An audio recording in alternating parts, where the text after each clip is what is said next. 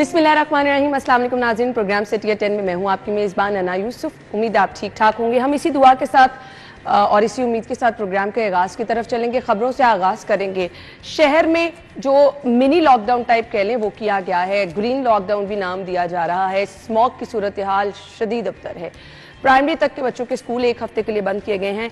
9 नवंबर तक स्कूल्स बंद रहेंगे। सवाल ये पैदा होता है कि आज आते हुए भी स्कूल्स आपने बंद कर दिए, बहुत अच्छा इकदाम है, लिमिटेड करना है चीज़ों को, ये मैय्यज़ लिए जाएंगे तो स्मॉग ख़त्म तो नहीं होगी, लेकिन ये जो 1000 भी क्रॉस करती चली जा रही है, इस सूरत हाल में कुछ बेहतरी आ जाएगी। ट्रैफिक की सूरत हाल आज भी अबतर थी। 8:45 बजे का स्कूल्स का टाइम, ऑफिस का टाइम, और रूटीन यही है कि आप तकरीबन कोई 15 मिनट ट्रैफिक में स्टक होने के बाद दफ्तर पहुंच रहे हैं। खैर, इकदामात को हम बिल्कुल भी तनकीद का निशाना नहीं बना रहे, लेकिन अब इनसे थोड़ा सा आगे बढ़कर सोचने की ज़रूरत है, तभी जाकर स्मॉग की सूरत हाल पर काबू पाया जाएगा। दफ्तर में हर दूसरे बंदे ने मास्क लगाया, हर दूसरा बंदा गला खराब, नज़ला, जुकाम, बुखार का शिकार है। सो यही पूरे शहर में हालात हैं। अब स्मॉग इस कदर ख़तरनाक है कि हम देख रहे हैं कि हर दूसरा बंदा जो है वो बीमार नज़र आ रहा है। लेकिन मरियम औरंगजेब साहिबा की गुफ्तगू भी अभी मैं कुछ देर पहले सुन रही थी, कल भी सुनी, कि उनका कहना है कि जी ये लॉकडाउन इसीलिए लगाया जा रहा है कि हालात को कुछ बेहतर किया जा सके, लेकिन अब इससे कुछ ज़्यादा सोचने की, बल्कि अब सोचने नहीं, अब करके दिखाने की ज़रूरत है। हम खबरों की तरफ चलते हैं। आज की टॉप स्टोरीज में आपके साथ सबसे पहले शेयर करूंगी, प्राइमरी स्कूल हफ्ते के लिए बंद, स्मॉग से फिजा जहरीली हो गई है। जी,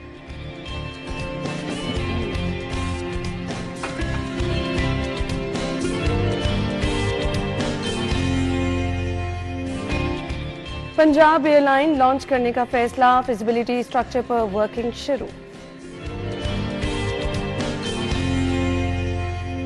आलमी मेयार की सहूलियात यहां पर दी जाएंगी। कज़ाफी स्टेडियम की अपग्रेडेशन के काम में तेजी आ गई है।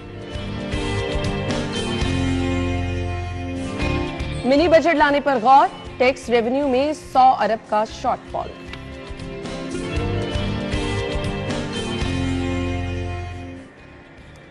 Welcome back once again. हमारे सीनियर रिपोर्टर्स मौजूद हैं, शाहिद सिप्रा साहब और अली साई साहब। अस्सलाम वालेकुम। स्मॉग से मुतासर हो रहे हैं शाहिद सिप्रा साहब? बिस्मिल्लाहिर्रहमानिर्रहीम। देखें, बहुत बुरी तरह हो रहे हैं। इसमें तो कोई दूसरी राय भी नहीं है कि आप अगर आपने सराउंडिंग में देख लें, दोस्त अहबाब को देख लें, रिश्तेदारों में देख लें कि एक बंदा इफेक्ट होता है वो पूरी पूरी फैमिली को इफेक्ट कर रहा है। क्या हो रहा है? तो उसकी वजह से वायरल इन्फेक्शन हो रहे हैं। आप घरों तक महदूद हैं, आंखों में जो चुभन है वो तो ख़त्म हो ही नहीं रही। हाँ, ऐसे ही है। और गले का ज़्यादा इशू आप थोड़ा सा, मैं तो बड़े आराम से इसको मिसाल देता हूँ कि आपने गाड़ी पार्क की है और उसके बाद सुबह देखें कि गाड़ी का क्या हशर हुआ होता है। उसके बाद आपने घर में हालात देखें कि घर के अंदर क्या हालात होंगे, जो आप बाहर फिरते हैं उस पर क्या हालात होंगे। तो ऐसे में ये इसका एक ही हल है। मैं तो इन हुकूमती जो इक़दामात होते हैं इन पर कभी भी नहीं गया और ना ही कभी इन पर बात की है। मेरे हिसाब से तो इसका एक ही हल है, वो बरान रहमत है। हमें इस वक्त नमाज इस्तिस्का की तरफ जाना है और अल्लाह के हज़ूर सरबसजूद होने की ज़रूरत है। बारिश ही इसका हल है, चाहे वो आर्टिफिशियल तरीके से गवर्नमेंट उसको कर ले, चाहे बरान रहमत हो जाए, अल्लाह ताला उसको बरसा दे। अदरवाइज़ आप भट्ठों को बंद कर लें, आप ट्रॉलियों के दाखिले बंद कर लें, जिस तरह मर्जी कर लें। 10-12 साल से ये चीज़ इसी तरह चलती आ रही है और इसमें मुसलसल इजाफा हो रहा है। और इस वक्त जो अगर ये कुछ इकदाम पहले किए जाते हैं तो हालात बेहतर होते। जितना मर्जी पहले कर लें, आप सितंबर से रख के या अगस्त से रख के कर लें इनको ना। उस वक्त तो बारिशें, अभी तो अगस्त और सितंबर तक तो बारिशों की नज़र हम रहे हैं ना, हमारा शहर, यहाँ बारिशें होती रही हैं और उससे बारिश जब तक हुई है उस वक्त तक हालात ठीक रहे हैं।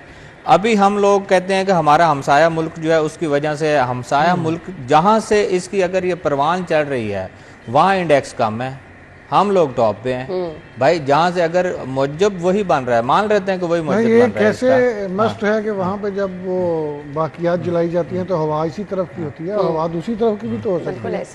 तो यहाँ मसाइल तो और तरह की भी है ना। यहाँ गाड़ियों का जो धुआं है, यहाँ पे सफाई के जो इश्यूज़ हैं, अगर सारी चीज़ों को कंट्रोल नहीं किया जाता तो तब तक हालात यही रहेंगे। अब तो दिन ब दिन इंतहाई अबतर होते जा रहे हैं। आप चले, हालात तो बदलने वाले नहीं है, कुछ इन मैय्यज़ की तरफ आ जाती हैं जो स्मॉग को कंट्रोल करने के लिए लिए गए हैं। प्राइमरी स्कूल एक हफ्ते के लिए बंद। साई साहब, ना, वो बिल्कुल ठीक बात है। प्राइमरी स्कूल तो इसलिए बंद किए गए हैं कि बच्चे ज़्यादा इफेक्ट ना हो, मुझे तो ये लगता है। उसकी वजह ये इसलिए नहीं, नो डाउट कि थोड़ा सा गाड़ियों में भी बेहतरी आएगी, लेकिन वो बिल्कुल बेहतरी आएगी। मैं आपको बताता हूँ, परसों सुबह की बात है, मैं आउट ऑफ कंट्री था, मैं अर्ली मॉर्निंग, मेरी 5 बजे की फ़्लाइट थी, मेरी सिप्रा साहब से यही बात हो रही थी। तो जब हमने लैंड किया तो हमें लग रहा था कि यहाँ पे धुंध है। आप यकीन करें, कोई चीज़ नीचे नज़र नहीं आ रही थी, इतने ज़्यादा स्मोक थी। वो तो जब कोई आधा घंटे के बाद हम एयरपोर्ट से बाहर निकले और घर की तरफ निकले तो पता चला कि ये स्मोक है, और उससे बुरी तरह आपकी आंखों में जलन थी, आपका गला ख़राब हो रहा था, वो सारी चीज़ों को इफ़ेक्ट कर रही थी। बिल्कुल गवर्नमेंट मेजर्स तो अडाप्ट कर रही है, लेकिन उसका अभी हमें कोई रिजल्ट्स नज़र नहीं आ रहे ना। आप देखें कि स्मोक में कोई कमी आ रही है किसी जगह पे। आपकी अभी भी मैं पढ़ रहा हूँ कि गाड़ियों को जुर्माने किए गए हैं, 4000 बंदे से श्योरिटी बॉन्ड्स लिए गए हैं। ये तो लाहौर शहर में मेरा ख्याल है आटे में नमक के बराबर है।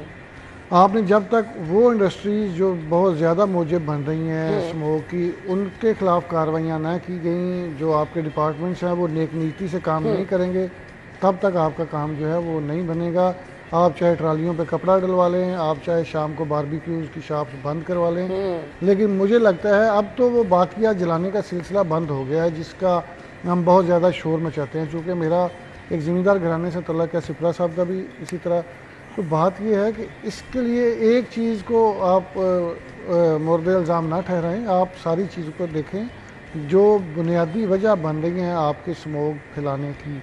तो ये सिर्फ इसी पे आप डालते जा रहे हैं। इशू ये ना कि अब आप बुनियादी वजह को भी अगर टारगेट कर लेंगे तो अभी हमें इस पे रहना ही पड़ेगा। हल एक वाहिद वही है जो कि शायद सिप्रा साहब ने बताया, लेकिन इशू ये है कि सैटरडे को महकमा मौसमियात से भी हमने माहिरीन से पूछा, बारिश के फिलहाल इम्कान आते हैं। देखिए 2 हफ्ते भी नहीं है, 3 हफ्ते भी शायद नहीं है। 1 नवंबर में बारिश हुआ करती थी, जो आपकी सर्दियों की आमद की नवीज़ सुनाती थी उस पर, और ठंडी हवाएं चलती थी, और हवा बड़ा इफेक्ट करती है। अभी तो ये नहीं समझ आ रही कि सर्दियों के कपड़े निकालने नहीं निकालने। हाँ, अगर ठंडी हवा चले या तेज़ हवा चले तो वो भी स्मोक को उसकी जो कम करती है उसमें। अब हवा भी नहीं है उस तरह। अब हम आ जाते हैं कि तालीमी इदारों को बंद करना या प्राइमरी तक बंद करना, मैं इसके हक में बिल्कुल नहीं हूँ।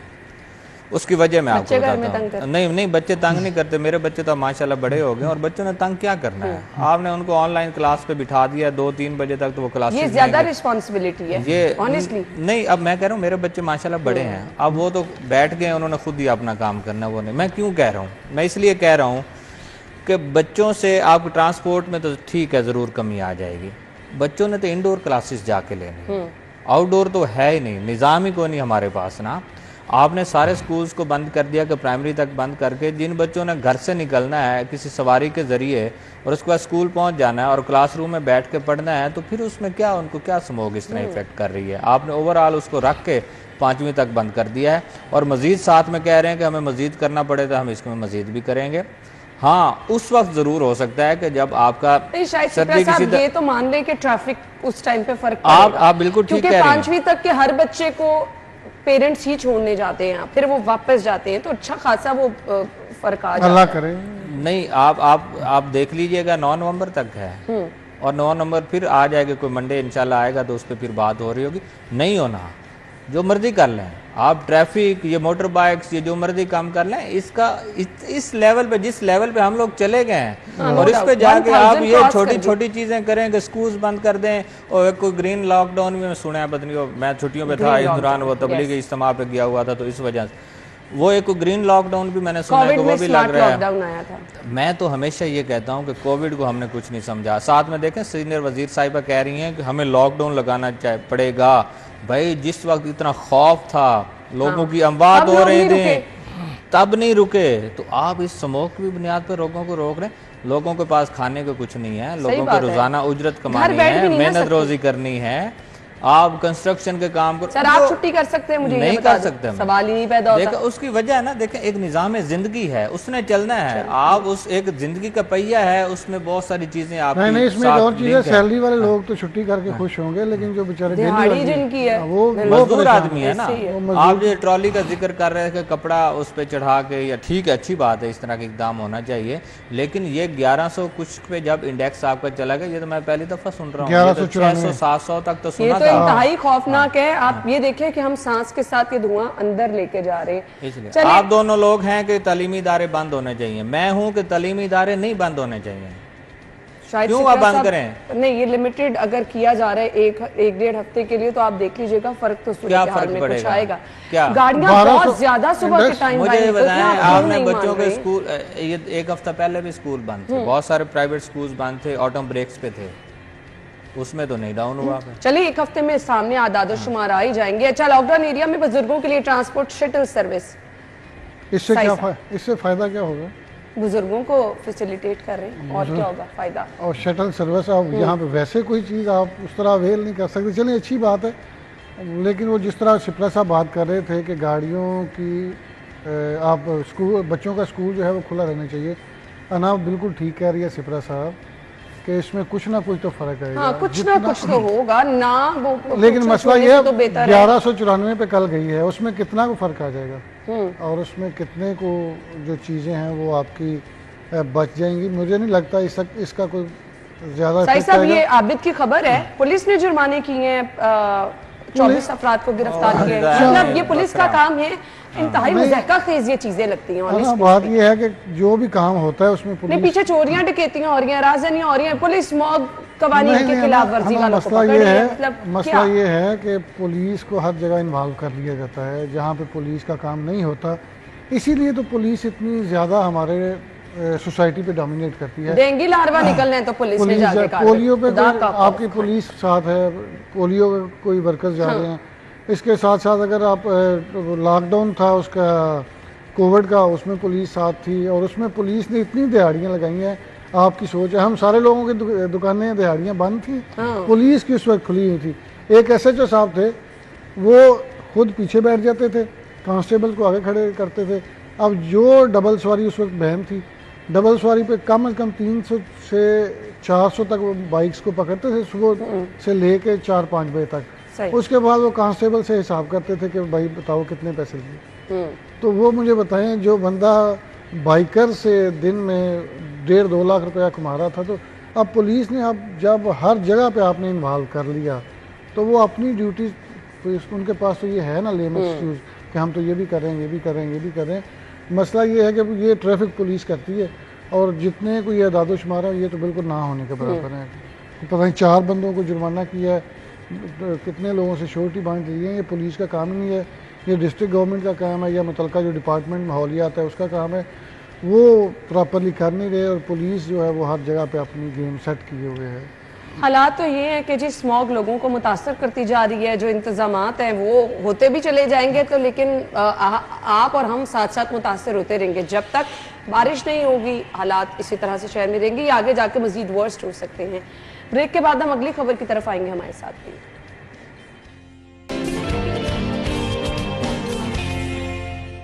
वेलकम बैक वंस अगेन जी। अगली खबर की तरफ आ जाते हैं और अगली खबर हमारे पास है, पंजाब एयरलाइन लॉन्च करने का फैसला किया गया है। फिजिबिलिटी स्ट्रक्चर पर वर्किंग शुरू।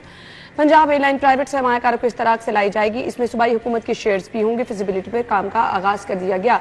साई साहब ना देखें अगर तो ये प्राइवेट पार्टनरशिप पे होगी, ये बड़ी जबरदस्त बड़े क्योंकि मैं पता नहीं, मैं वही सोच रही हूं कि क्यों ऐसे देख रहे वो क्यों देख रहे हैं वो मुझे पता है, क्योंकि सुबह मेरी और सिप्रा साहब की मुलाकात हुई है, मैं उम्रा करके है, तो वो सुबह मुझे कई लोग कह रहे थे कि खजूरें और पानी नहीं आया। मैंने कहा PIA वाले को दुआएं दें, वो 37 लोगों का सामान ही वहाँ छोड़ रहे हैं। तो सरकारी जो एयरलाइन है उसको तो हम इस तरह देखते हैं, और बार बार मेरी फ़्लाइट भी ना हमवार हो रही थी, मैं तो अल्लाह तौबा करके पहुंचा। जो प्राइवेट एयरलाइन है, एयर सियालकोट देख लें, सियालकोट एयरपोर्ट से शुरू हुई, पहले एयरपोर्ट भी प्राइवेट पार्टनरशिप पे बना, फिर उन्होंने एयरलाइन भी बनाई और बड़े अच्छे तरीके से चल रही है। गवर्नमेंट की जो एयरलाइन है, आप ओवरसीज़ से जाके बातें करें तो उनको तो हमसे बहुत ज़्यादा नॉलेज है। वो मैंने देखा है वो सारी जब वो ड्यूटी करके आ जाते हैं तो वो सोशल मीडिया को ही देख रहे होते हैं। उनको वो कह रहे थे ये देखें जी PIA को बेच रहे हैं, बहुत बड़ा नुकसान हो रहा है। आप देखें इतना बड़ा HR है, उसकी तनख्वाहें देना, फिर उनके जो काम है, आप यकीन करें कि मैंने नहीं देखा इससे बड़ी हड हरामी जिस तरह PIA के लोग कर रहे हैं। मैं जिस फ्लाइट से वापस आया हूँ उसमें जो हमारी एयर होस्टेस थी, उनकी 2 लोगों के साथ लड़ाई हो गई, बदतमीजी। तो छोटी छोटी बात पे इस तरह हाइपर हो जाते हैं जैसे उनके साथ कोई बात करनी नहीं चाहिए, कोई अपने राइट के लिए बात नहीं करनी चाहिए। तो आपके वो लोग जो लोगों को गाइड करने के लिए बिठाए गए हैं, लोगों को फैसिलिटेट करने के लिए बिठाए गए हैं। अगर वो राइट आप उनसे मांग रहे हैं तो वो अगर आपकी तजलील करते हैं और बदतमीज़ी करते हैं तो ये तो वैसे ही शर्मनाक बात है। इतना बड़ी उनके पास HR होने के बावजूद आप सर्विसेज अच्छी नहीं दे रहे हैं, आप इतनी बड़ी तनख्वाहें ले रहे हैं कि आपने दुनिया की सबसे बेहतरीन एयरलाइन को डुबो के रख दिया है। तो ये अब तो लोगों का ट्रस्ट ही नहीं है अब साहब। ट्रस्ट रहा ही नहीं। अब तो पंजाब गवर्नमेंट ये जो करने जा रही है, अगर प्राइवेट पार्टनरशिप पे होगी तो ये एयरलाइन बड़ी अच्छी लेकिन एक चीज मरियम औरंगजेब साहिबा ने क्लियर की है कि वो PIA को खरीदने नहीं जा रही हैं। शायद नहीं, कोई और खरीद लेगा, इनके गवर्नमेंट उस पे हाथ रख लेगी। ये तो दूसरी चीज़ हो सकती है। ठीक है, नहीं खरीद रही तो ना खरीदे।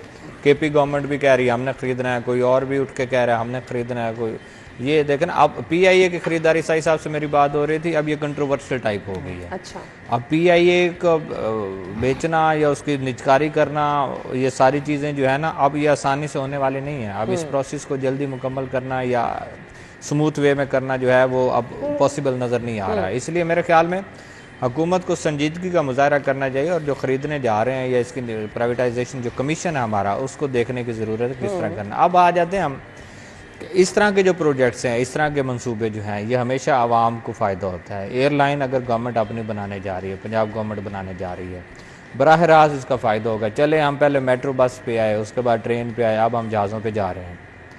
ठीक है, पहले चचा ने किया, अब भतीजी करने जा रही है। क्रेडिट उन्हीं को ही जाता है। देखें, क्रेडिट जिस बात का क्रेडिट है वो देना चाहिए। बाकी सारी चीज़ें सोशल मीडिया पे आप तनकीद का निशाना बनाए, जो मर्जी किसी को कहते रहें, लेकिन अगर कोई अच्छा इकदाम कर रहा है तो उसको सराहना भी चाहिए। आज हम यहाँ बैठ के, मैंने पहले कहा कि तलीमी इदारे बंद किए हैं, ज़ाहिर CM साहिबा का ही होगा ना, डिसीजन, तो मैंने उसको तनकीद का निशाना बनाया। दूसरी तरफ अगर वो इस तरह की कोई चीज़ करने जा रहे हैं जिससे फ़ायदा होगा, और साई साहब मेरे जैसे लोग अगर वो फ्लाइट लेके जा रहे हो, 3-3 4-4 दफ़ा बेल्ट बांधना पड़े और वो लाइट्स ब्लिंक हो, तो फिर खौफ तो आता है ना। तो ऐसे में प्राइवेट लोग, आपके पास सरमायाकार लोग बहुत मौजूद हैं जो सरमायाकारी करना भी चाहते हैं, लेकिन यहाँ खौफ क्या है कि हमारी इकोनॉमी की सूरत हाल ही इस तरह की वर्स्ट हुई है कि कोई इन्वेस्टमेंट करने को तैयार ही नहीं है। यहाँ क्या होगा कि अगर गवर्नमेंट इस बात को अनाउंस कर रही है तो प्राइवेट लोग जो हैं इस एतमाद के साथ ज़रूर आ जाएंगे कि अगर गवर्नमेंट उनके साथ चल रही है या गवर्नमेंट इस चीज़ को लॉन्च करना चाह रही है, हम यहाँ पर इन्वेस्टमेंट करें और वो हमारी इन्वेस्टमेंट सिक्योर होगी। ओवरसीज़ की इन्होंने बात की, ओवरसीज़ भी यहाँ पे इन्वेस्टमेंट करते हैं और करते आए भी हैं और उनका बड़ा हिस्सा है पाकिस्तान की मईशत में। हम ये कह दें कि उनको छोड़, कुछ नज़र आते हैं जो आपको सोशल मीडिया पे, मैं उनका जिक्र नहीं कर रहा, लेकिन बहुत सारे हैं जो जिनका यहाँ इकॉनमी में बहुत सारे शेयर्स भी हैं, हिस्सा भी है, उनकी इन्वेस्टमेंट्स भी हैं। इसलिए मेरे ख्याल में इस तरह के मेगा प्रोजेक्ट्स इसको आपने अच्छा इकदाम कह दिया।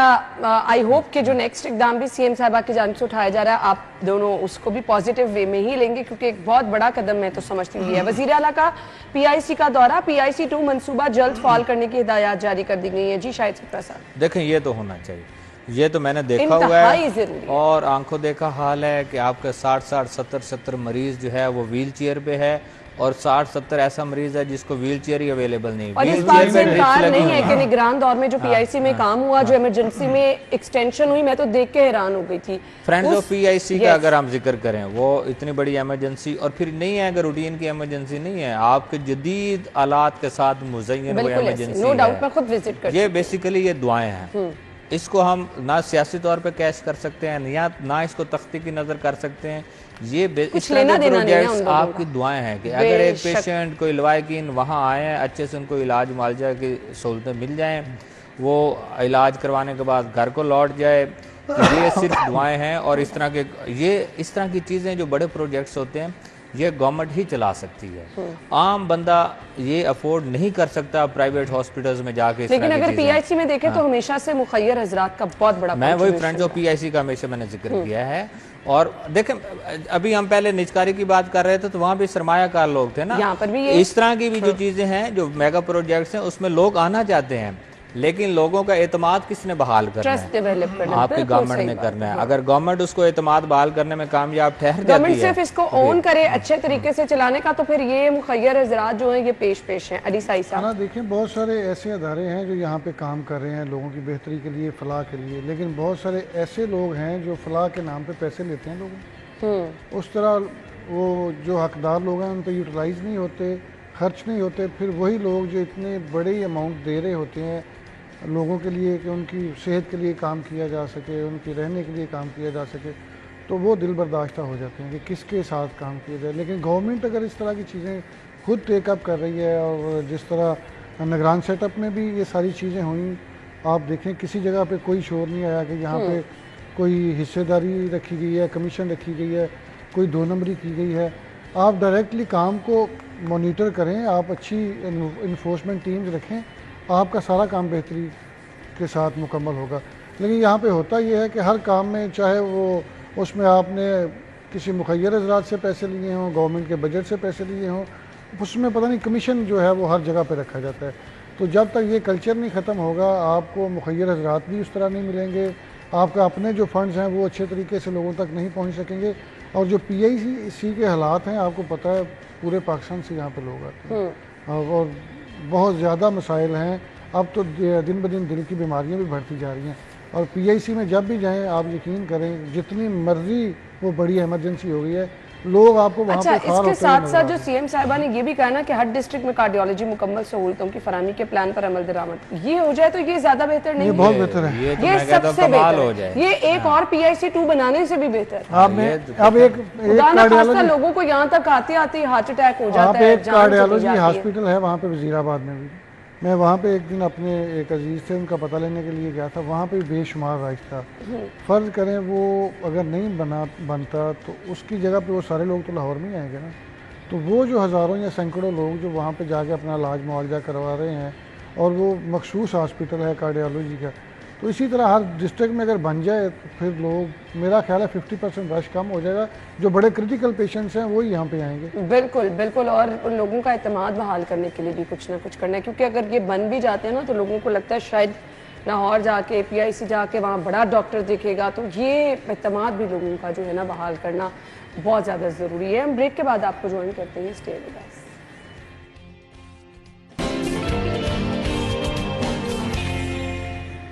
Welcome back. खबर ये है जी, कज़ाफी स्टेडियम की अपग्रेडेशन का काम तेजी से जारी है और यहाँ पर आलमी मेयार की सहूलियात देखने को आपको मिलेंगी।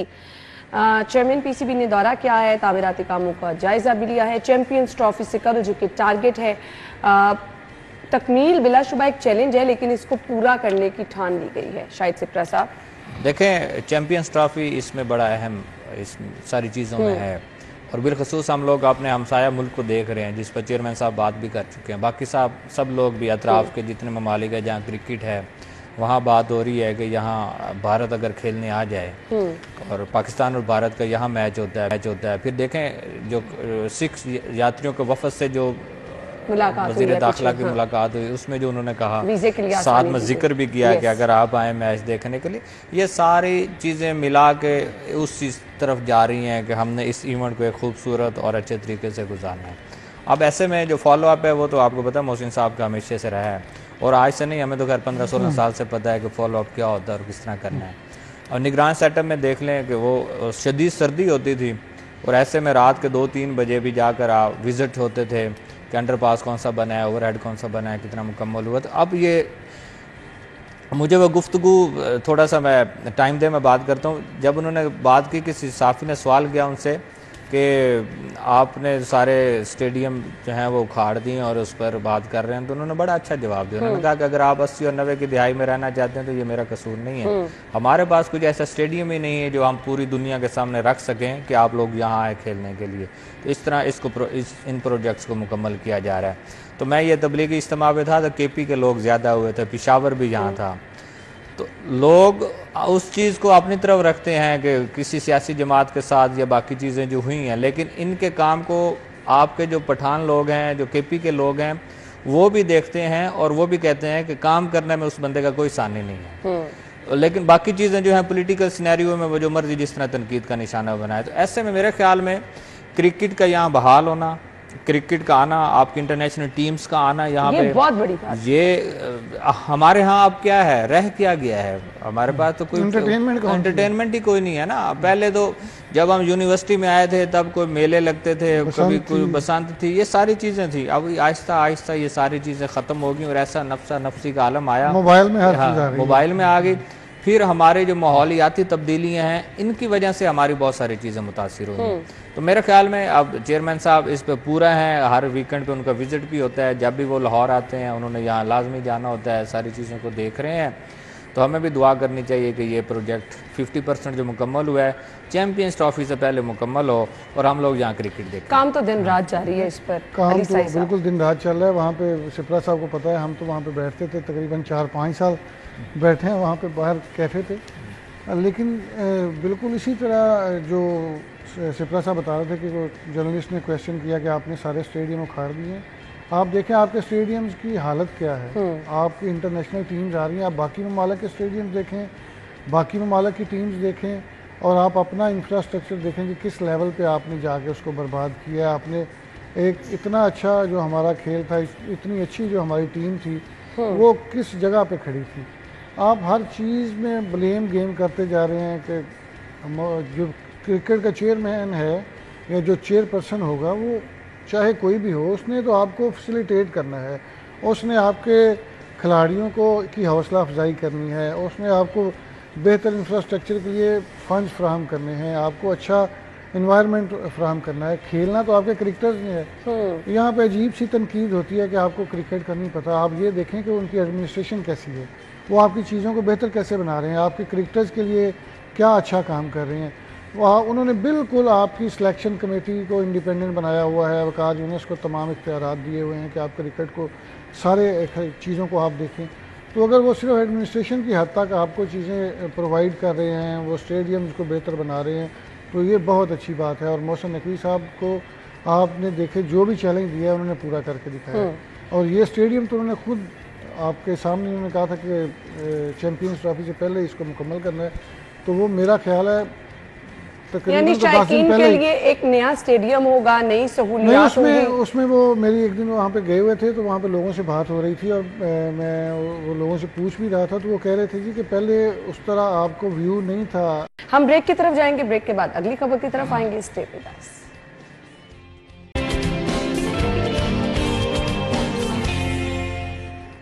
खुशामदीद खबर ये है जी, मिनी बजट लाने पर गौर किया जा रहा है। टैक्स रेवेन्यू में 100 अरब का शॉर्टफॉल है।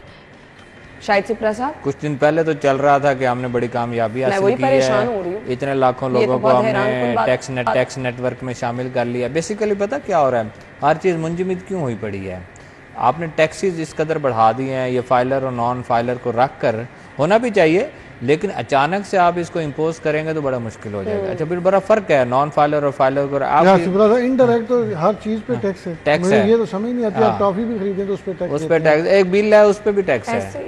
आपने कोई चीज भी खरीदी उस पर भी टैक्स है, उसके बाद फिर आप डायरेक्टली भी टैक्स ले रहे हैं और फिर हम आप सोच रहे हैं कि मिनी बजट लाएंगे। इसका क्या मतलब है कि आपका जो रेवेन्यू का आपको अहदाफ दिए गए, टारगेट्स दिए गए, वो अचीव नहीं हो रहे।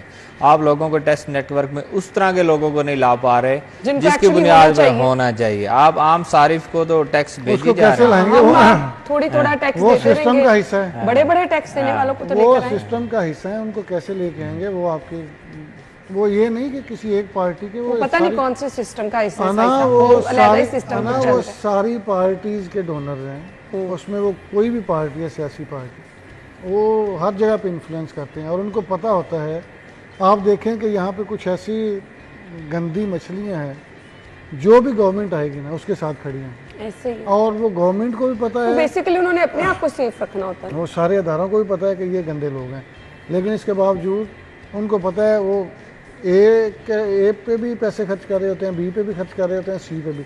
अब जिसकी गवर्नमेंट आएगी उसके कैंडिडेट पे 10 करोड़ रुपया उन्होंने खर्च किया तो वो कैंडिडेट उसके साथ खड़ा होगा। यहाँ पे मुझे याद है कि पीटीआई के दौरे हुकूमत में एक बहुत बड़ा जवारिया पकड़ा जाता है शहर में।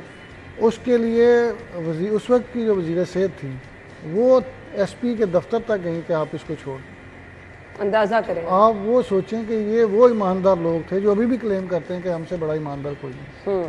तो अगर आप एक जवारिये के पीछे जा रही हैं तो इसका मतलब है कि उसने बड़ी इन्वेस्टमेंट की हुई है उन पर। तो मसला ये है कि कुछ ऐसे लोग यहाँ पे मसूर मौजूद हैं जो हर पार्टी के लिए फंड्स देते हैं, खर्चा करते हैं, फिर आप उनको कैसे पकड़ेंगे, चाहे वो टैक्स चोरी कर रहे हों या यहाँ पे जुआ करवा रहे हों। लेकिन 100 अरब का शॉर्टफॉल, शायद सिप्रा साहब 100 अरब अच्छी खासी रकम। ढेर सारी रकम है, लेकिन वही ना, 2-4 लोगों को पकड़ लें तो ये कोई इतना बड़ा टारगेट भी नहीं है। 2-4 में लेकिन हम उनको पकड़ ही नहीं ना पा रहे हैं। तो इतनी इसमें परेशानी की बात नहीं कि आप मिनी बजट लाने पर गौर करें, आप इन लोगों को पकड़ लें 2-4 लोगों को, तो ये आपका जो शॉर्टफॉल है ये खत्म हो जाएगा। अच्छा जी, डिफेंस के इलाके से खबर है घरेलू मुलाजमा पर बेईमाना तशद्दुद किया गया, बाल काट दिए गए। मतवातर ऐसी खबरें आती रहती है, मुझे लगता है ऐसा सब रूटीन हो चुकी है अभी चीज़ें। हाँ, ये देखें, ये तो वैसे ही कोई ज़हनी तौर पे कोई मफलूज लोग हैं जो इस तरह की हरकतें करते हैं। फिर सबसे बड़ी बात ये है कि वो 13 साल बच्ची को अपने घर में रखा हुआ है काम पे। वो जो चाइल्ड लेबर वाली टीम है वो कहाँ पे इस पे तो कहीं अमल दरामद नहीं मैं वही होगा। आप टाइट शॉप्स पे चले जाएं, आप रेस्टोरेंट्स पे चले जाएं, ढाबों पे चले जाएं, हर जगह पर इसकी एक वजह गुर्बत भी है। इसकी एक बहुत बड़ी वजह जो है वो गुर्बत भी है। लोगों के घरों के चूल्हे ठंडे हो जाते हैं अगर उनके बच्चे काम ना करें। हम बात तो करते हैं कि बच्चों को एजुकेशन देनी चाहिए, उनको हर सूरत में स्कूल्स में दाखिला भी होना चाहिए, लेकिन उनके घर के जो अखराजात हैं वो कैसे पूरे होंगे? जी बिल्कुल ऐसे ही है। चलें इस चीज़ को तो छोड़ते हैं। ये जो इस तरह की आप देखें बार बार चीज़ें जो हैं वो सामने आती हैं, और छोटी बच्ची के बाल काट दिए, तशद्दुद का निशाना बनाया, ये पता नहीं कोई ज़हनी मरीज़ लोग हैं। आपको नहीं उसका काम पसंद आ रहा, आप उसको घर उसके वालिदैन को बुलाएं, उसको कहें कि ये नहीं इस तरह ठीक काम कर पा रही जिस तरह का हमने घर में कोई स्टैंडर्ड सेट किए हुए हैं। आप छोटे बच्चों पर इस तरह तशद्दुद करते हैं, फिर आपकी चीज़ें जब हाईलाइट होती हैं तो फिर आप माफ़ी तलाफ़ी पे आ जाते हैं। आप कहते हैं हमने तो ऐसा किया ही नहीं, ये हो गया, ये है। तो ये बड़ी अफसोसनाक चीज़ है। इस पर गवर्नमेंट इक़दाम तो बहुत करती है, लेकिन उस पर अमल दरामद नहीं होता। चीज़ें हम सिर्फ कागज़ों की हद तक देखते हैं। चाइल्ड लेबर के लिए भी जो लोग हैं वो उस वक्त आ जाते हैं जब अब ये आप सारी टीमें वहाँ पे नजर आएंगी ना, अब आपके सारे लोग वहाँ पे लेकिन ना अफसोस इस चीज़ पे होता है, डंडों के वार किए गए, बाजू, आँख, कान मुतासर, इतना खौफनाक तशद्दुद पता नहीं कौन है। देखिए, तशद्दुद तो नहीं होना चाहिए, ये तो इंसानियत सोज वाक़यात हैं, इनकी जितनी मजम्मत की जाए वो कम होती है। लेकिन यहाँ पे कुछ एक और सूरत हाल भी होती है, जो इन बच्चों के वालिदैन होते हैं वो एडवांस पैसे बहुत सारे ले लेते हैं। इसका ये मतलब तो नहीं कि खैर पूरी बात तो सुन लें। नहीं, वाकई है, पूरी बात तो ये है, वो तो आप सुने तो सही ना, पहले पूरी बात सुनेंगे फिर आप उसके। जब वो ख़ानदान जो है पैसे लेकर एक साइड पे बैठ जाता है तो वो फिर बच्चों से इस तरह के एक्ट होते हैं या करवाए जाते हैं कि जिस पर जहाँ वो रह रहे हैं वहाँ से उनको निकाला जाए किसी न किसी तरह। आप भट्टा की मिसाल ले लें, अग्री करती हूँ, बिल्कुल सही। भट्टा की मिसाल ले लें, यहाँ भी ऐसा होता है, पूरी पूरी फैमिलीज बैठती हैं, दाने ले लिए, पैसे ले लिए, अल्टीमेटली आप इस तरह के काम करें कि मालकान तंग होना शुरू हो या आपको निकाल दें या फिर ये फैक्टर ये एग्जिस्ट करता है और ये होता है। मैं पहले ये कह रहा हूँ कि तशद्दुद का कोई कॉन्सेप्ट नहीं है। इवन अपने बच्चों पर तशद्दुद करना, ये मैं तो उसके हक में भी नहीं हूँ कि आपके बच्चे हैं उनको भी इस तरह के करें, ऊंचा बोलें या कुछ कोई बात करें कि आप आंखों पर भी तशद्दुद कर रहे हैं। आप थोड़ा सा एक लम्हे आप सोचें, आप अपने 2 बच्चों का घर छोड़ के हैं, आपने कोई काम वाली रखी है, आपने उसको वो कहा है कि इनका ख्याल रखना है, तो जब आप पहुंचे घर तो उनमें से आपका 50% भी काम नहीं होता, तो आप अपने आप को इस फैमिली की जगह रख के सोचें कि क्या होगा। तशद्दुद फिर भी ना हो, लेकिन ये भी तो सोचें ना कि उस फैमिली को इस लेवल तक या इस तशद्दुद के करने तक लेकर क्या वजूहात हैं जिसकी बुनियाद पर जा रही हैं। तो दोनों पहलू मेरे ख्याल में शायद सिप्रा साहब मैं आपकी बात से एग्री करती हूं, मेरे घर भी मुलाजिमा है, लेकिन इस चीज की कोई जस्टिफिकेशन नहीं कि आप डंडों से मारे, ये तो फिर ज़हनी बीमार लोग। आप क्यों मारे? मसला ये है, मेरे डेरे पे भी वहाँ पे यही कल्चर चलता है। जो मुलाजिम हम बुलाते हैं वो पहले उनसे एडवांस लेते हैं हम 2-2, 3-3 लाख रुपया, फिर वो डेरे पे आ जाते हैं। जब वो 2-4 माह काम करते हैं उसके बाद उनका दिल होता है कि भाग जाए। फिर वो डिमांड होती है मजीद 1 लाख रुपया दे दें। आप यकीन करें 2 लोग हैं हमारे पास, कम से कम 8 से 10 लाख रुपया उनको एडवांस गया हुआ है। मसला ये है जब वो जाते हैं फिर उनका अगर वो भाग ही जाते हैं, कई दफ़ा हुआ है कि लोग तो किधर जाते हैं। अच्छा, यहाँ एक और भी चल रहा है, लाहौर में देखा है, जो मैंने सुना भी है कि आप दूर दराज इलाकों से आप बच्चों को और बच्चियों को लेकर आते हैं और एक नेटवर्क बना हुआ है कि वो आपको आगे देते हैं काम करने वो बिल्कुल कंपनी सर्विसेज जो है वो कंपनीज एग्जिस्ट करती हैं। ये मैं सुन के तो मैं तो बड़ा हैरान हुआ था कि इस तरह के काम है कि आप हायर किए हैं। अच्छा खासा बिजनेस आप चला सकते हैं। लेकिन खैर इस तरह के बार बार वाकयात रिपीट भी इसलिए होते हैं कि हम देखते हैं कि साई साहब प्रॉपर इस पर पुलिस कोई कार्रवाई नहीं करती है। ये हमेशा पैसे ये पुलिस करेगी कार्रवाई, ये लोग पकड़े जाएंगे, सुलह हो जाएगी, पैसे लेंगे, पैसे दे दिलाकर। अच्छा, ये भी है ना कि वो जो दूसरी पार्टी है वो पैसे लेकर चुप कर जाती है, ऐसे में फिर पुलिस ना चुप करे ना। तो देखें आज हम लोग अगर इसको बैठ के मजम्मत भी कर रहे हैं, इसको तनकीद का निशाना भी बना रहे हैं और उनकी बच्ची पर जुल्म भी हुआ है, तो उसके बाद अगर वो खामोश बैठते हैं तो इसका क्या मतलब? नहीं, पुलिस ने तो वही करना है जो आपने एप्लीकेशन लिख के दी। आपको एक बात बताऊं बड़ी मजे की है, पुलिस वाले बड़े खुश होते हैं जब किसी जगह पे मर्डर हो जाता है, जब दोनों घर आ जाते हैं, दोनों साइडों से पैसे आते हैं। जहाँ पे डकैती या चोरी होती है वो पुलिस के लिए समझे मरने का मुकाम है, वो वहाँ पे काम करना पड़ेगा, वहाँ पे आपको सारी चीज़ें यूटिलाइज करके बंदे पकड़ने होंगे, वो बड़ा मसला है। जब मर्डर होता है तो उसमें फ़ायदा ये होता है कि जो मुद्दई है वो भी पैसे देता है, जो मुलजम है वो भी पैसे देता है। आप ये कल्चर है पुलिस का। आप देखें ना, ये बच्ची पे तशद्दुद हुआ है, पुलिस एक रेड करेगी, दूसरा रेड करेगी, तीसरा रेड करेगी, अल्टीमेटली वो जो घर के मालिक होंगे वो उनसे बात एफआईआर में जो नामालूम लिखे होते हैं ना, हर जगह पे नामालूम होता है ना, मारने वाला एक होता है तो 5-5 नामालूम रखे, जेडे नामालूम होते हैं ना वो समझो दिहाड़ियां, ये सारे दिहाड़ी होती है। आप लोगों के वक्त का बहुत बहुत शुक्रिया। ब्रेक और हेडलाइंस के बाद हम आपको ज्वाइन करेंगे, स्टे विद अस।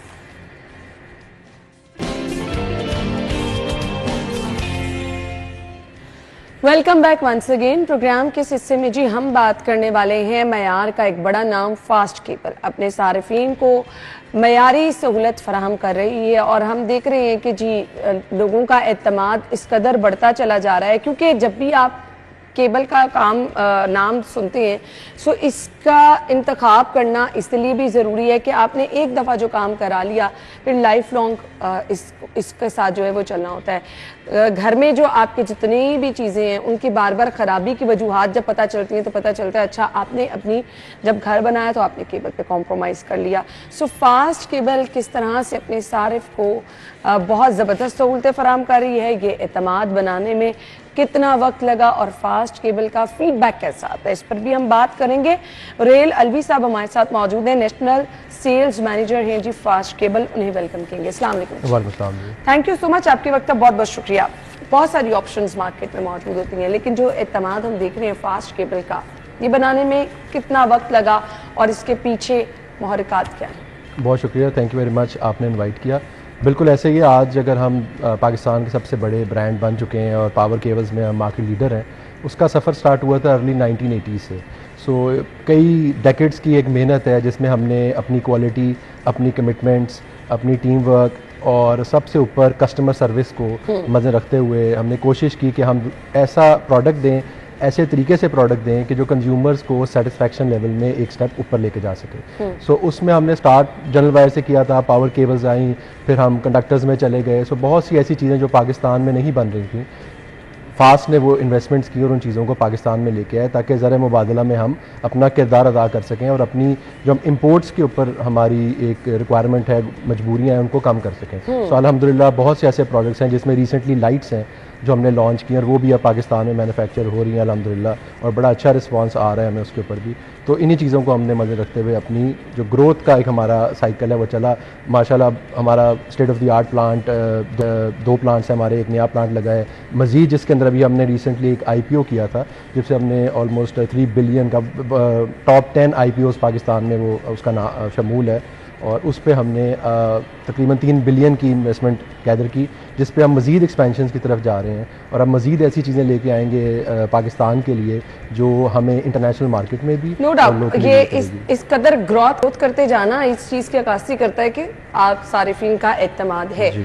केबल का रोल क्या होता है? मतलब हम समझते हैं समटाइम लोग कॉम्प्रोमाइज कर जाते हैं इन चीज़ों पर, इन चीज़ों को नज़रअंदाज कर देते हैं, इसको नज़रअंदाज करके फिर लाइफ लॉन्ग आपको मसाइल का सामना रहता है। सो थोड़ा सा मैं चाहूँगी वो लोग जिनको इसके बारे में नहीं पता बताना बहुत ज़रूरी है कि जब आप घर का काम करा रहे हैं तो आपकी केबल का इंतखाब कितना ज़रूरी है। बिल्कुल सही, बहुत आपने अच्छा सवाल किया है। एक आम घर की कंस्ट्रक्शन कॉस्ट में 7% कॉस्ट होती है जो इलेक्ट्रिकल कंपोनेंट्स की होती है, केबल उसका भी 3 या 4% का एक कंपोनेंट है जिस पे लोग कॉम्प्रोमाइज़ कर जाते हैं। ये इसी तरह है कि अगर बॉडी के अंदर हार्ट और लंग्स सही काम कर रहे हैं लेकिन आपकी वेन्स और आर्टरीज जो है वो क्लॉट हैं, तो वो हार्ट जितना मर्जी भी इफेक्टिव होगा वो चल नहीं पाएगा। तो घर की आर्टरीज जो है वो ये केबल्स हैं, इन्होंने ही फराहम करना है आपको सारा पावर, कंडक्टिविटी और प्रॉपर एनर्जी।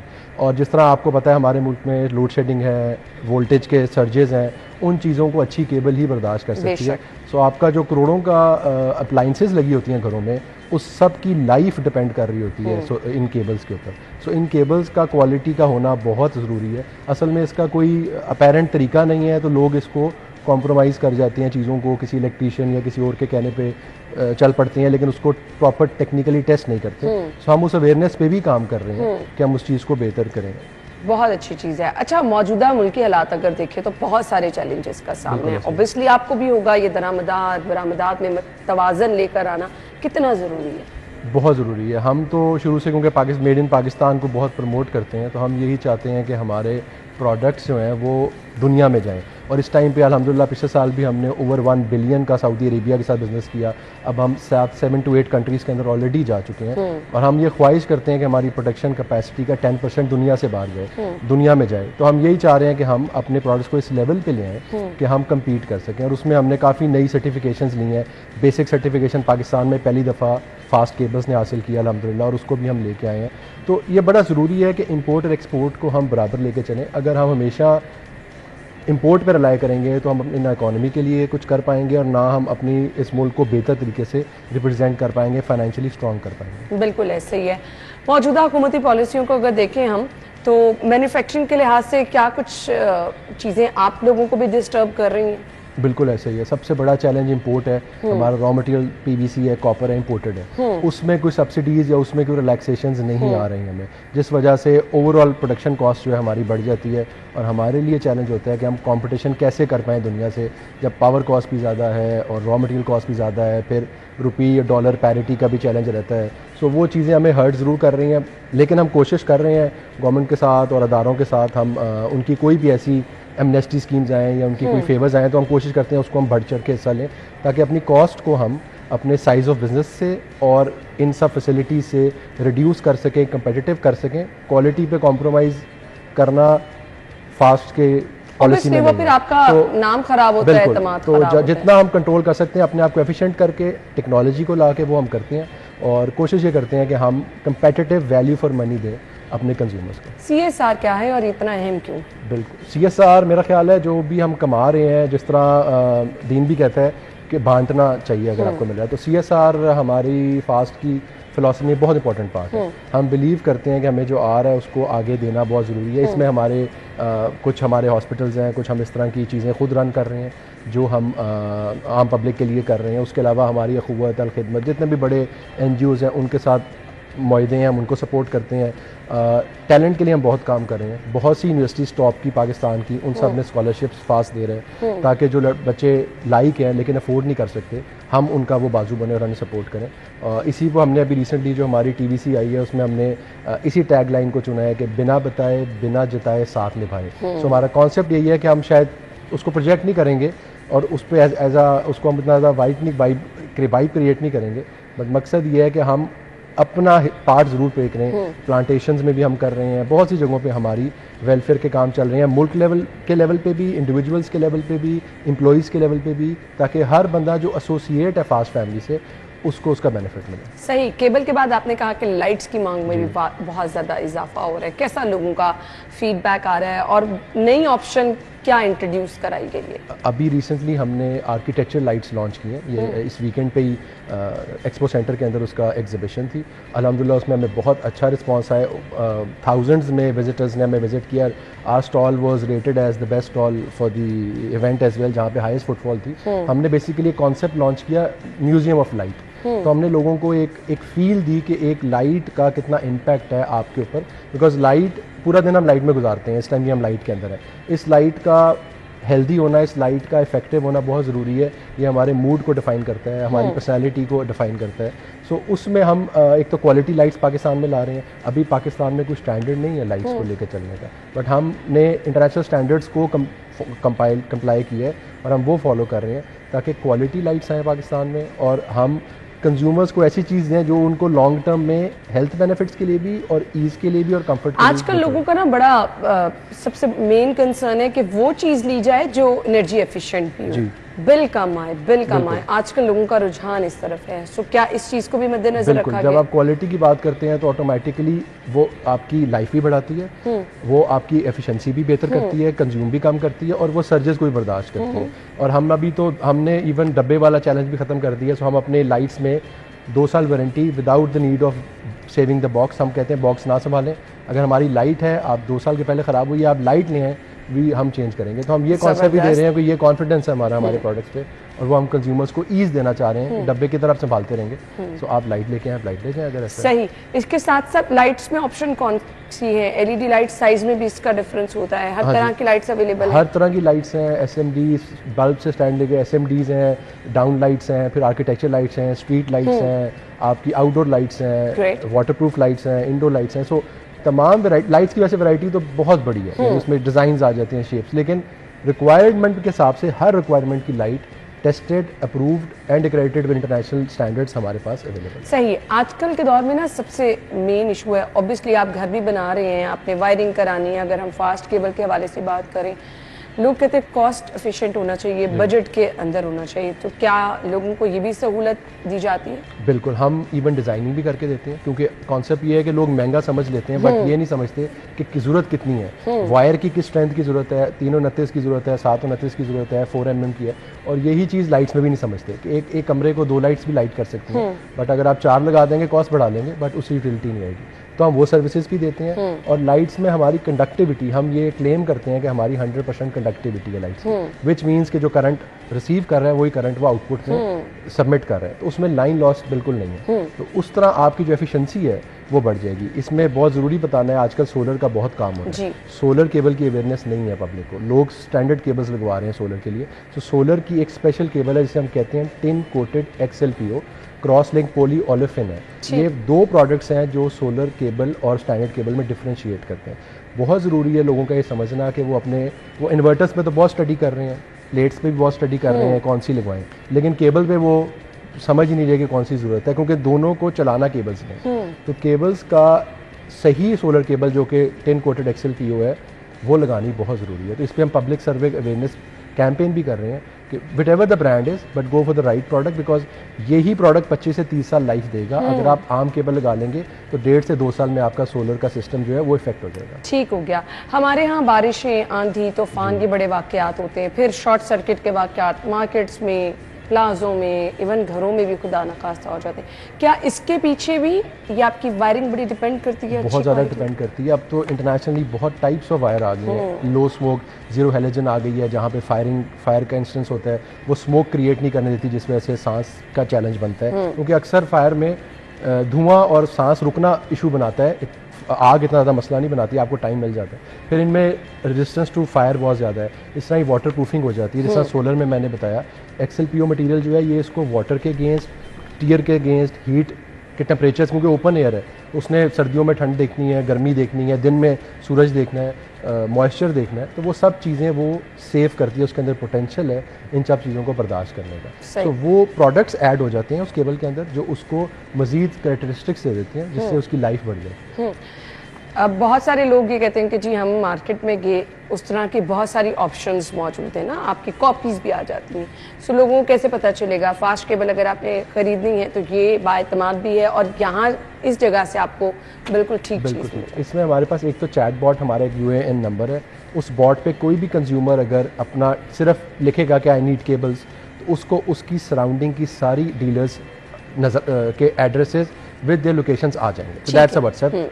उसके अलावा हमने हर केबल के ऊपर एक QR कोड लगाया हुआ है, दैट इज स्कैनेबल। तो आप जो भी केबल का बॉक्स लें आप उसको स्कैन करें, अगर वो ओरिजिनल है तो वो QR कोड आपको वेरिफिकेशन मैसेज आ जाएगा, ओरिजिनल नहीं है तो आपको पता चल जाएगा। इसके अलावा हमने इवन इलेक्ट्रीशियंस के लिए भी जो बेनिफिट्स हैं वो भी ऑनलाइन एप्लीकेशन पे किए हैं। तो हमारी फास्ट तस्दीक के नाम से एप्लीकेशन है, तो जो भी इलेक्ट्रीशियन तस्दीक करता है उसके बेनिफिट्स उस तरह मिलते हैं। हम वो स्टैंडर्ड टोकन देने वाले और उस तरह की चीज़ों में बिलीव नहीं करते, बिकॉज वो शॉर्ट टर्म है। We want to have a long term association, जिससे हम एक्चुअली इलेक्ट्रीशियंस की भी लाइफस्टाइल बेहतर कर सकें। तो हम उनको long term benefits, long term चीज़ें देते हैं जिनसे उनका स्टैंडर्ड ऑफ लिविंग इंप्रूव हो और वो एंजॉय कर सकें। और एप्लीकेशन हमारी ओवरऑल कंपनी में बहुत स्ट्रांगली इनबिल्ड है, IT को हम बहुत ज़्यादा रिलाय करते हैं। मैसेज क्या होगा देखने वालों के? मैसेज ये होगा कि एक तो we should always be proud of things made in Pakistan, हमारे पास पोटेंशियल है, हमारे पास टैलेंट है, हमारे पास कैपेबिलिटी है, लेकिन हम शायद बिलीफ में थोड़ा सा लैक करते हैं। अगर हम बिलीव करना शुरू कर दें कि अगर हम ह्यूमंस और एज एम्प्लॉइज़ और एज टैलेंट दुनिया में माने जाते हैं, तो हमारे प्रोडक्ट्स भी माने जाते हैं। No doubt. तो हमें अपने प्रोडक्ट्स पे कॉन्फिडेंस होना चाहिए, और दूसरी बात यह है कि हमें रिसर्च करनी चाहिए चीज़ों के ऊपर। हम बहुत ज़्यादा सुना के चल पड़ते हैं कि उन्होंने लगवाया था, उन्होंने कहा अच्छा है, तो थोड़ी सी रिसर्च के ऊपर एज अ कॉम अगर हम काम करेंगे तो बहुत सी हमें नॉलेज भी बेहतर होगी और हम बेहतर फैसले भी कर सकते हैं। बिल्कुल, थैंक यू सो मच, आपके वक्त का बहुत बहुत शुक्रिया। नाज़रीन, हम ब्रेक के बाद आपको ज्वाइन करेंगे, स्टे विद अस।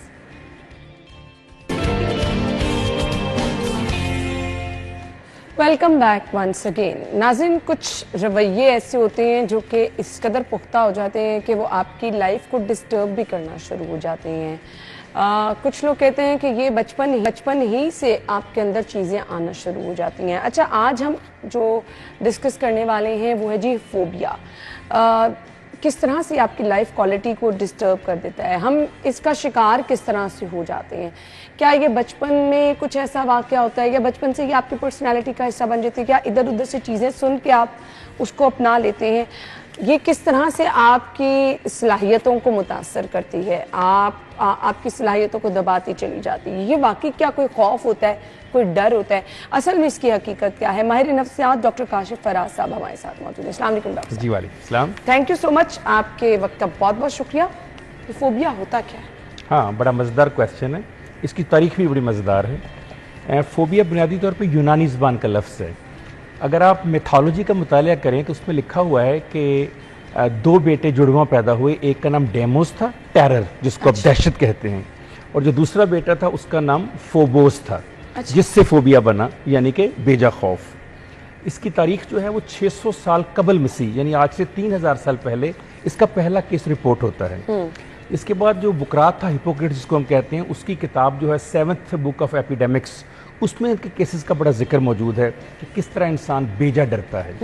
अब फोबिया है क्या? बुनियादी तौर पर फोबिया एक ऐसा ख़तरा, ऐसा खौफ, ऐसी दहशत है कि जो गैर यकीनी तौर पर, गैर मंतकी तौर पर, गैर इस्तदलाली तौर पर हमारे बात रियलिटी से कोई ताल्लुक, मतलब रियलिटी से ताल्लुक अगर है भी तो उतना नहीं जितना हम बना देते हैं उसको, एग्जैजरेट करते हैं हम उसको। अच्छा, हिस्ट्री में बहुत सारे लोग आए हैं जिनको फोबिया था। मुस्लिम चंगेज़ खान जो था, आप जानती हैं, इतना जालिम और इतना बड़ा, लेकिन साइनोफोबिया, कुत्तों से डरता था वो। हरकुलिस आपने सुना होगा, उसकी फिल्में भी देखी होंगी, हरकुलिस पे आपने पढ़ा भी होगा। उसको जो था वो पानी का खौफ था कि पानी से चीज़ें उसके ऊपर जो है ना हमलावर हो जाएंगी। इसी तरह से सिगमंड फ्राइड ने अपना केस लिखा, एक बच्चा है हैंस, लिटिल हैंस उसका नाम है, वो इक्विंटोफोबिया यानी घोड़ों से डरता है।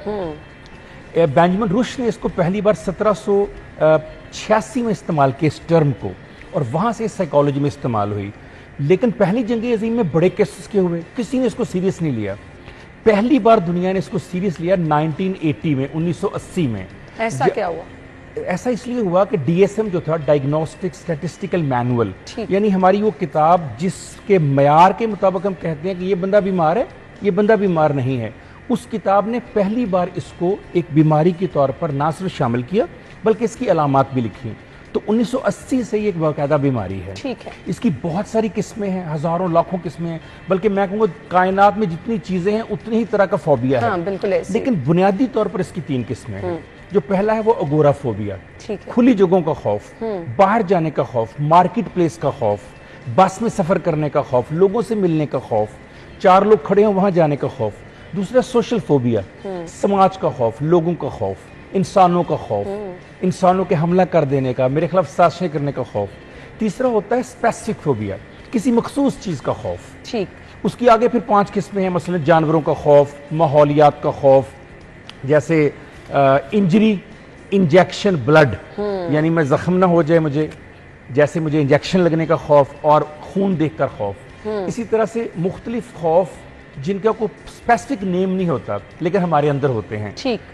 उसकी बेशुमार किस्में हैं, जैसे जोकरों से डरना, मस्खरों से डरना, हवा से डरना, पानी से डरना, बुलंदी से डरना, जो भी कायनात में इर्द गिर्द चीजें, अगर आप किसी चीज से भी इसलिए डर रहे हैं, किसी को चीज को फील कर रहे हैं, वो बस आपने उसको खौफ के उसको अपने खौफ का नाम दे दिया। कोई भी चीज हो सकती है। ठीक है। उसकी कई एक वजूहात हो सकती हैं, जैसे कि बुनियादी वजह टेम्परामेंट हो सकता है आपका माहौल ऐसा हो सकता है, आपने तरबियत ऐसी पाई हो, आप बचपन में डर गए हो किसी चीज से। इसकी एक और वजह जेनेटिक होती है। अच्छा। जिन लोगों के पेरेंट्स या फर्स्ट जिसको हम ब्लड कहते हैं, जैसे दादा दादी, नाना नानी, चचा ताया, फुफ्फो, जो फर्स्ट रिलेशनिंग है, अगर उनमें किसी को फोबिया है तो बहुत बड़े चांसेस हैं कि बच्चों में फोबिया होगा जेनेटिकली, फिजियोलॉजिकली। लिहाजा अगर किसी मर्द या औरत को फोबिया है और उसकी शादी नहीं हुई तो उनको चाहिए कि अपनी शादी फैमिली से बाहर करें। अच्छा। ताकि इस बीमारी को रोका जा सके जेनेटिकल पैदा होने में। ठीक हो गया। लेकिन जो इन्वायरमेंटल हैं, जो माहौलियात की वजह से होते हैं, उसको आप माहौल में उसकी लर्निंग को डी लर्न करके ठीक कर सकते हैं। क्या ये कोई बीमारी है? बिल्कुल बीमारी है, 100%। It is called anxiety based mental disorders.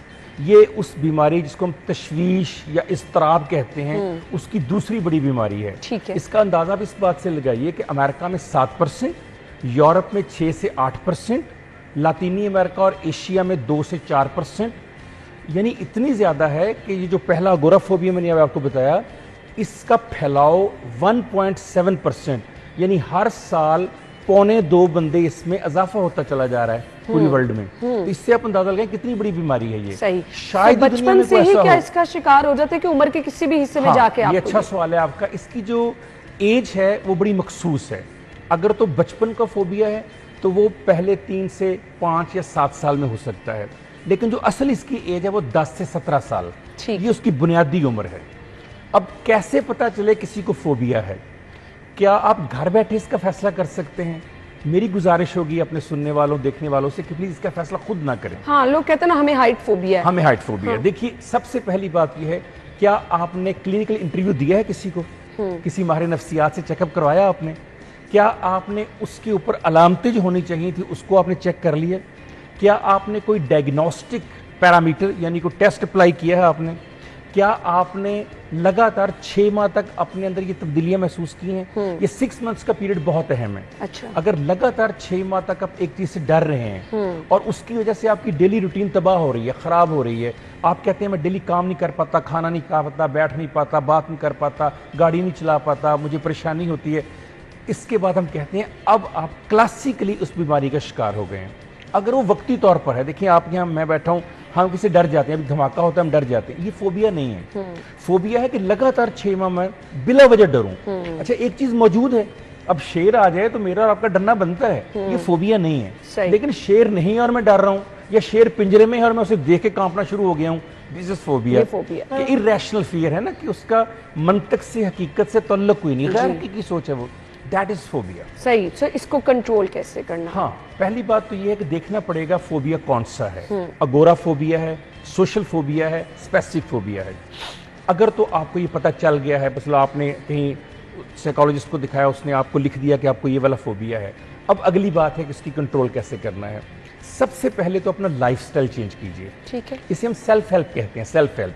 Psychologist तो आपको मदद देगा, साइकेट्रिस्ट तो आपको मदद देगा, लेकिन आप खुद क्या कर सकते हैं? Self help. जिंदगी में अगर आप सुबह 6 बजे उठते हैं 7 बजे कर दें, 7 बजे उठते हैं 6 बजे कर दें, नाश्ते का वक्त चेंज कर दें, नाश्ते में जो आप चीज़ खाते हैं वो चेंज कर दें, आने जाने, उठने बैठने, बात करने के अदब आदाब चेंज कर लें, वक्त चेंज कर लें, पानी चेंज कर लें, जो आप चीज़ें यूज़ करते हैं वो लाइफस्टाइल है आपका पूरा। अपना ड्रेस चेंज कर लें, कलर जो आप यूज़ करते हैं वो आप चेंज कर लें, ये लाइफस्टाइल चेंजिंग है। नंबर 2 है कि आप एक्सपोजर थेरेपी अपनाएं। Exposure therapy that is called graded exposure, यानी जिस चीज से आप डरते हैं उसको स्लोली आपने यूज करना है। इसके लिए आजकल बड़ा अच्छा है वर्चुअल रियलिटी थेरेपी, यानी आप आंखों के ऊपर आपकी वो एक लगा देते हैं एनेक्सी, उसके अंदर आपको नजर आ रहा होता है जिस चीज से आप डरते हैं, पहले उसका रंग, उसका वर्ड, फिर उसकी कोई फिल्म, उसकी कोई मूवी, उसका कोई सॉन्ग आपको दिखाया जाता है, ताकि आहिस्ता आहिस्ता आपका डर खत्म हो। जब वर्चुअली आप उसके डर से निकल आते हैं, फिर आपको ओरिजिनली वो चीज़ आहिस्ता आहिस्ता, जैसे फ़र्ज़ किया घास से आप डरते हैं, इस पौधे से डरते हैं, तो वो घास आपके सामने पहले तो ग्रास का वर्ड लिखा जाएगा, फिर ग्रीन कलर आपके सामने रखा जाएगा, फिर ग्रास के चंद टुकड़े आपके सामने, फिर ज़्यादा, फिर आपको ओरिजिनल ग्रास पर लेकर जाया जाएगा। That is called exposure therapy. एक है CBT, कि अगर आपका बिहेवियर तब्दील किया जाए उस चीज के बारे में, आपको ये बताया जाए कि डर किस बात का है तुम्हें। अच्छा, जिस चीज से तुम डरते हो, क्या उस चीज ने आज तक जिंदगी में तुम्हें नुकसान दिया? मिसाल के तौर पर कुछ लोगों ने अपने पंखे के नीचे जो पर होते हैं उसके नीचे जाल लगाया होता है, पंखा ऊपर ना गिर जाए। अगर आप उनसे पूछे जिंदगी में कभी गिरा आपके ऊपर, कहेंगे कभी नहीं गिरा। सही। तो इसका बिहेवियर जब चेंज करते हैं, माइंडसेट चेंज करते हैं, तो आप उनको बताते हैं किस तरह आपने ट्रीटमेंट करना है। हिप्नोटिज्म इसका बहुत अच्छा इलाज है। यानी अगर कोई आपकी बात बिल्कुल नहीं मान रहा या उसको ये पता नहीं चल रहा मुझे ये कब हुआ, तो आप उसे हिप्नोसिस ट्रांस में ले जाएं, हिप्नोटाइज करें उसको, और फिर उसके अंदर से वो डर या खौफ खत्म करें। इसके अलावा इसके और बहुत सारे तरीके हैं, जैसे बिहेवियर थेरेपी है। इसमें क्या कोई खाने वाली दवाइयां भी दी जाती हैं? हाँ, ये बड़ा अच्छा क्वेश्चन है आपका। अगर फोबिया की वजह से आपको पैनिक अटैक आना शुरू हो गए हैं, दिल की धड़कन बढ़ गई है, मतली आ रही है, क्या की कैफियत है, खाना नहीं खाया जा रहा, आपसे सोया नहीं जा रहा, आप चल नहीं पा रहे, यानी आपको मेडिकल कंडीशन आ गई है और पैनिक आपके ऊपर आ गया है, डर है कहीं आपका ब्लड प्रेशर जो है या आपकी दिल की धड़कन जो है वो आपको नई बीमारी में ना ले जाए, तो उसके लिए हम देते हैं टैबलेट्स। 3 तरह की होती हैं। बेंजोडाज़ेपाम, जिसको आमतौर पे हम क्या देते हैं, नींद की गोलियां, वो दे सकते हैं। SSRIs आप दे सकते हैं, SNRI दे सकते हैं, MOIs आप दे सकते हैं उसके लिए। लेकिन पहली बात तो ये, किसी भी मेडिसिन का इस्तेमाल प्लीज खुद ना कीजिए। हाँ, खुद ना कीजिए, खुद ना क्योंकि कीजिए। एज का डिफरेंस जरूर होता है, हर बंदे एज का की डिफरेंस है, नौयत डिफरेंट होती फिर है। ये सबसे बड़ी अना बात ये है कि आपको ये नहीं पता कि कौन सी मेडिसिन के आप आदी हो जाएंगे। आप एक बीमारी से जान छुड़ाते छुड़ाते उस दवाई पे लग जाएंगे। मुझे पता है मुझे आपको ये मेडिसिन कितने दिन तक देनी है, फिर डिसकंटिन्यू करनी है। अगर डिसकंटिन्यू नहीं करता, मैं 10 दिन के बाद भी मैं मेडिसिन आपको दे रहा हूँ, आप उसकी हैबिचुअल हो जाएंगे। जी बिल्कुल ऐसे जब तक आप खाएंगे नहीं, आपको ट्रीटमेंट नहीं होगा। फिर मुझे टॉपल डाउन करना, उसको स्लोली नीचे लाना है। पहली बात तो ये खुद से शुरू नहीं करनी। नंबर 2, खुद से छोड़नी नहीं खाने, जब तक डॉक्टर ने टॉपल डाउन करे। उसका स्लो तरीका होता है कि पहले अगर आप 3 mg ले रहे हैं तो 1.5 mg कर दें, 1.5 mg से ज्यादा mg कर दें, एक दिन छोड़ के डॉक्टर की राय बहुत ज्यादा जरूरी है। उसके बगैर नहीं आपने लेनी। मुझे ये बता दीजिएगा, हम देखते हैं कि लोग पागल कहना शुरू कर देते हैं। फिर एक हमारा दूसरा पहलू है कि जी हम कहते हैं कि जी इस पे किसी ने कुछ कर दिया है, इसको तो बिल्कुल ही अलहदा कर देना चाहिए। ये चीज़ें भी हमारे यहाँ ना सोसाइटी का भी बड़ा रोल होता है। अगर सपोर्टिव माहौल मिल जाए तो मेरे ख्याल से रिकवरी के चांसेस बेहतर हो जाए। जी बहुत अच्छी बात। अब आपने कर दिया कि मुआशरे का और समाज का क्या ताल्लुक है। सोशल स्टिग्मा, जितनी नफ्सियात की बीमारियां या कैफियत हैं, यस, उनमें प्रॉब्लम भी है। इवन कि एक नॉर्मल बंदा भी, अगर फर्ज किया जी किसी लड़की ने शादी करनी है, वो साइकोलॉजिस्ट से मशवरा लेने गया है। किसी को पढ़ते हुए चीजें याद नहीं रहती, वो साइकोलॉजिस्ट से मशवरा लेने गया है। सोसाइटी क्या देखेगी, जैसे आपने कहा पागल है, इसको कोई मसला है, इसको कोई प्रॉब्लम है। ये स्टिग्मा सोशल ऐसा अटैच होता है कि इंसान पूरी जिंदगी ऐसी लड़कियों की शादियां नहीं करते। हाँ जी, लोग कहते हैं ये तो नफ्सियाती बीमार है, ये तो मरीज है, ये तो पागल है। सबसे पहले तो समाज को समझना चाहिए ये बिल्कुल वैसे ही बीमारी है जैसे आप और मुझे बुखार हो जाता है। आजकल स्मोक का सीजन है, हर बंदे का जो है वो गला खराब है, नाक में प्रॉब्लम है, उसको सांस ठीक नहीं आ रहा, ये बिल्कुल ऐसे ही बीमारी है। इसका भी इलाज है। ये बीमारी मौजूद है हमारी किताबों में। और ये जो कहना कि इसके ऊपर किसी ने ये कर दिया, वो कर दिया, फलां कर दिया, ये सारी की सारी बातें जो है जहालत की पैदावार हैं। इसी वजह से फोबिया का शिकार लोगों को ये लोग जुल्म करते हैं, ज्यादती करते हैं, मारते हैं, उनके ऊपर तशद्दुद करते हैं। आपने ऐसी फिल्में देखी होंगी, ऐसी आपने क्लिप देखे होंगे कि जो नाम नेहाद पीर बने हुए हैं। यानी हम कह देते हैं कि ये सोसाइटी का जो रोल है, ये बनाने में भी और बिगाड़ने में भी बड़ा ज़रूरी होता है, बड़ा सपोर्टिव होता है। अगर आप पेशेंट को प्रॉपर केयर देंगे और इन चीज़ों से दूर रखेंगे तो वो रिकवरी के चांसेस बेहतर हो जाते हैं। मैसेज क्या होगा देखने वालों के लिए डॉक्टर साहब? सबसे बड़ा मैसेज ये है कि जब भी आपको कोई नफ्सियाती बीमारी हो, जब भी आपको कोई नफ्सियाती कैफियत हो, 6 माह से ज़्यादा हो और आपको लगे कि इसकी वजह से मेरे रोज़मर्रा के मामूलात में प्रॉब्लम आ रही है, तो प्लीज़ किसी माहिर नफ्सियात से रब्ता करें। इस वक्त जितने भी पंजाब के सरकारी हॉस्पिटल हैं, स्पेशल डिस्ट्रिक्ट हेडक्वार्टर में जो हॉस्पिटल हैं, तहसील हेडक्वार्टर में, वहाँ 2-2 माहिरीन नफ्सियात, यानी मेल अलग फीमेल अलग, उनकी तैनाती की गई है ताकि अगर किसी को ये प्रॉब्लम, और फ्री इलाज होता है वहाँ पर, फ्री। हमारा अपना क्लिनिक जो डॉक्टर अजल रिजवी क्लिनिक, वहाँ बगैर कोई पैसा लिए, बगैर कोई, दोबारा कह रहा हूँ, बगैर कोई पैसा लिए हम लोग इलाज करते तो हैं। आप ये अगर इस तरह की कोई कैफियत महसूस कर रहे हैं तो हर जगह पर ये सहूलत मौजूद है। जरूर जाएं, बर वक्त जाएं ताकि आपका इलाज भी मुमकिन हो सके। थैंक यू सो मच, आपके वक्त का शुक्रिया। ब्रेक के बाद ज्वाइन करेंगे।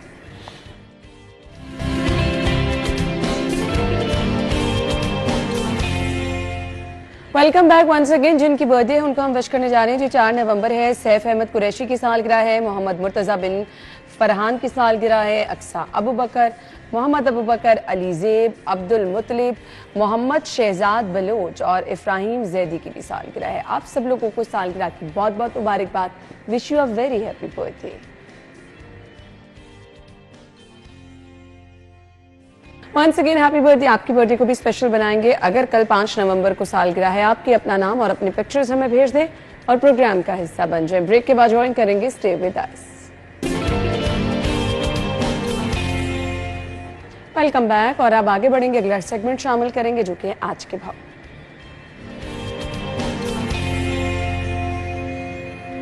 हमें ज्वाइन करिए मायदा, जिनके पास आज की रेट लिस्ट है। Over to you.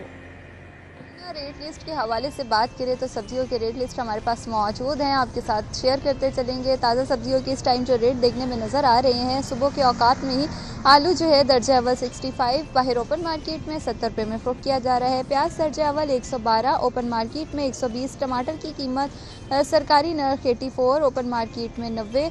अदरक की सरकारी कीमत 265 जबकि ओपन मार्केट में 270। लहसुन सरकारी नर्ख 400 जबकि ओपन मार्केट में 410 रुपये में फ़रोख्त किया जा रहा है। मटर के हवाले से बात करें 300 सरकारी कीमत जबकि बाहर ओपन मार्केट में 310 में फ़रोख्त की जा रही है। शिमला मिर्च 345 ओपन मार्केट में 360 में फ़रोख्त की जा रही है। करेला जो है वो सरकारी नर्ख 105 जबकि ओपन मार्केट में 110 तक फ़रोख्त किया जा रहा है। बैंगन 62 सरकारी कीमत जबकि ओपन मार्केट में 65। सब्ज़ मिर्च 190 की बजाय जो है वो 200 में फ़रोख्त की जा रही है। भिंडी की कीमत की अगर हम बात करें 85 सरकारी नर्ख जबकि ओपन मार्केट में 90 में फ़रोख्त की जा रही है।